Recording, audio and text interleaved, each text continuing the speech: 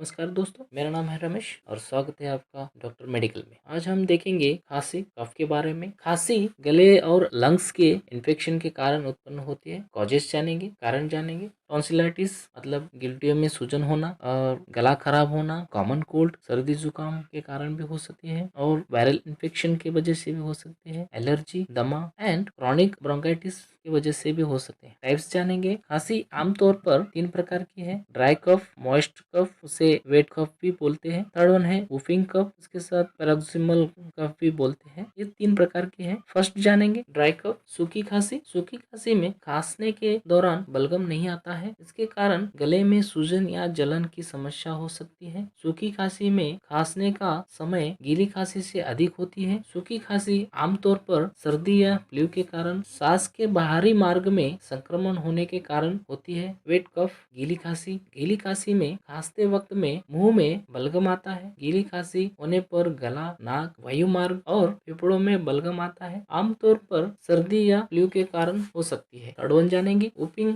कफ, paroxysmal कफ। Whooping कफ ये खांसी हिंसक और अनियंत्रित खांसी होती है जो थकाऊ और दर्दनाक होती है। इंस्ट्रक्शन जानेंगे। फर्स्ट, खांसी के वास्तविक कारणों को पता लगाकर ट्रीटमेंट शुरू करना चाहिए। सेकंड, हल्का गर्म पानी पीना चाहिए। Third, warm salt water gargling मतलब गर्म पानी और उसमें थोड़ा सा नमक डालकर कुल्ला करना चाहिए। फोर्थ, पेशेंट को बेड रेस्ट करना चाहिए। फिफ्थ, पेशेंट को स्मोकिंग तथा अल्कोहलिज्म नहीं करनी चाहिए। लास्ट वन 6 है, स्पाइसी तथा फ्राइड फूड नहीं खाने चाहिए। ट्रीटमेंट जानेंगे। ड्राई कफ, सूखी खांसी में एस्कोरिल डी सिरप दे सकते हैं। एक चम्मच सुबह, दोपहर और शाम दे सकते हैं। इसमें डेक्स्ट्रोमेथोन, हाइड्रोब्रोमाइड, फेनाइलेप्रिन, हाइड्रोक्लोराइड एंड क्लोरोफेनारामाइन मैलेटस ये कंटेंट है। वेट कफ में, गीली खांसी में चेस्टन प्लस, इसमें गाइफेनेसिन, एम्ब्रोक्सल, हाइड्रोक्लोराइड एंड टर्बिटोलिन ये कंटेंट है। ये दवा एक चम्मच सुबह, शाम और दोपहर में दे सकते हैं। वूफिंग कफ, पैरोक्सिमल कफ में सिरप ग्रिलिटस सीडी ये दवा एक चम्मच सुबह और शाम दे सके हैं। इसमें कोडिन फॉस्फेट एंड क्लोरोफेनारामाइन मैलेटस कंटेंट्स है। इसके साथ एंटीबायोटिक्स जानेंगे। कैप्सूल नोवोमॉक्स 500 mg ये गोली सुबह शाम दे सकते हैं, एक गोली। इसमें एमोक्सिलिन ट्राइहाइड्रेट है। उसके अलावा एल्टोसिन 500 mg दे सकते हैं, सुबह और शाम दे सकते हैं। इसमें एरिथ्रोमाइसिन एस्टॉल कंटेंट्स है। उसके अलावा लियोफ्लॉक्सिन 500 mg भी दे सकते हैं, एक गोली सुबह और शाम दे सकते हैं। उसमें लियोफ्लॉक्सिन 500 mg कंटेंट्स है। उसके अलावा टैबलेट रॉक्सिड 300 mg भी दे सकते हैं, ये रोजाना एक गोली सुबह और शाम दे सकते हैं। इसमें कंटेंट्स रॉक्सिथ्रोमाइसिन है। अगर कोल्ड, सर्दी या बॉडी